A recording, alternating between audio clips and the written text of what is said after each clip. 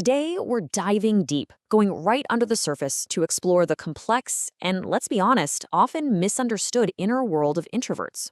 We're going to try and decode what we're calling the introvert's psychological operating system. All right, let's kick things off with a paradox, a real disconnect that so many introverts live with every single day. The huge difference between that calm, quiet exterior and the absolute storm that's often brewing on the inside. You know that feeling. Have you ever had that? Where you're just sitting silently, maybe for hours, tucked away in a quiet corner, and you're just staring into space? It's right there, in those moments of total stillness, that our story really begins. And wow, this just nails the core issue, doesn't it? On the left, you see what the world sees. Calm, collected, maybe even a little bit distant. But on the right? Yep, that's the internal reality. A constant, swirling storm of thoughts, ideas, and nonstop analysis. So from the outside, people see this piece, right? And they might even say something like this, completely missing the enormous effort it takes to just maintain that calm exterior while your mind is basically running a marathon in the background.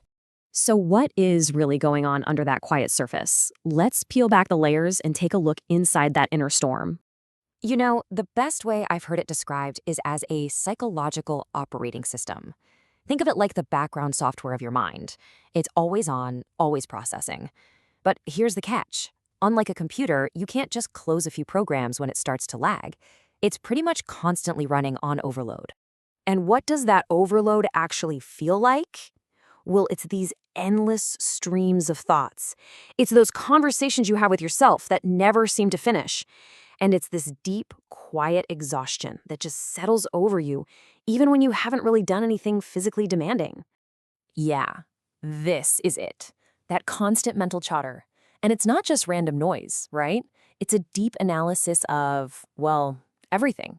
Past conversations, future possibilities, the hidden meaning in a simple text message. It's an engine that just never, ever shuts off. And this image, it captures the kind of tiredness so perfectly. This isn't the satisfying ache you get after a good workout. No, this is a deep, almost mechanical burnout, kind of like a machine that's been left running for way, way too long. And this brings us to a metaphor I'm sure you've heard before, the social battery. But here's the thing for introverts. It isn't just about parties or social events. Any kind of overstimulation, like a noisy office or a crowded grocery store, can drain that battery from 100% to zero with honestly shocking speed. So all of this leads to the big question, right? Why? Why is this internal operating system so prone to getting overloaded? It's time to look under the hood. I mean, this is the million-dollar question, isn't it? Why does this happen?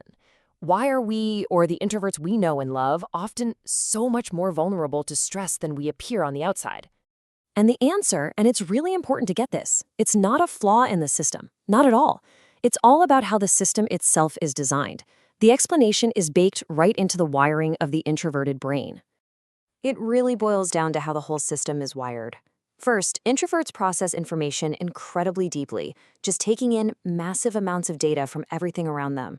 This fuels that constant internal dialogue over rehearsing and analyzing. Then you combine that with a high sensitivity to stimuli like noise and crowds, and on top of it all, a rich inner world that takes a ton of energy to maintain. Well, you've got the perfect recipe for overload.